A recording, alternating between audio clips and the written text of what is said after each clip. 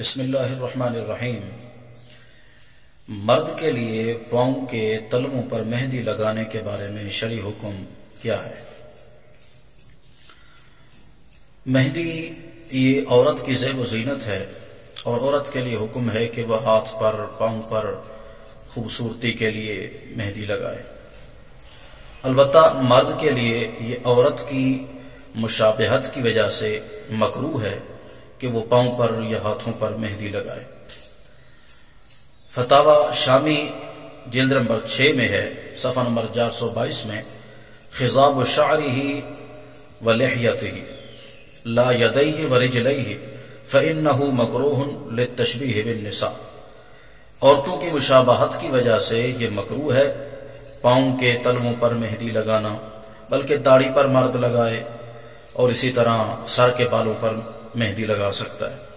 ہاتھوں پر یا پاؤں کے تلووں پر مہندی لگانے کی مرد کے لیے اجازت نہیں ہے، گناہ ہے۔ اور اسی طرح فتاوی رشیدیہ میں بھی مفتی صاحب نے یہ لکھا ہے کہ مکروہ ہے عورت کی مشابہت کی وجہ سے۔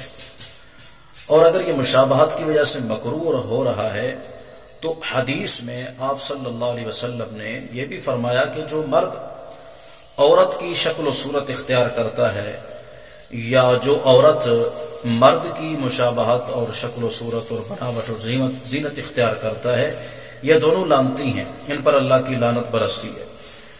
تو اس لحاظ سے یہ ایسا عمل ہوا کہ جس کی وجہ سے اللہ کی ناراضگی اور لعنت برستی ہے، یہ لعنت کا موجب ہے، سبب ہے۔ تو اس لیے مرد کے لیے ہاتھوں پر اور پاؤں کے تلووں پر مہندی لگانے کی اجازت نہیں ہے۔ البتہ کوئی مجبوری ہے، عذر ہے، کوئی تکلیف ہے جس کا علاج مہندی سے ہو سکتا ہے، تو علاج کی صورت میں بطور معالجے کے یہ عذر ہے، اس بنیاد پہ پاؤں کے تلووں پر مہندی لگا سکتے ہیں۔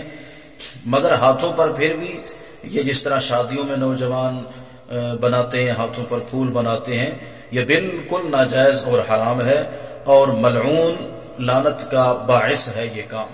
تو اس لیے ان کاموں سے بچنا چاہیے۔ یہ عورت کی زیب و زینت ہے، اس سے مشابہت عورت کے ساتھ آتی ہے۔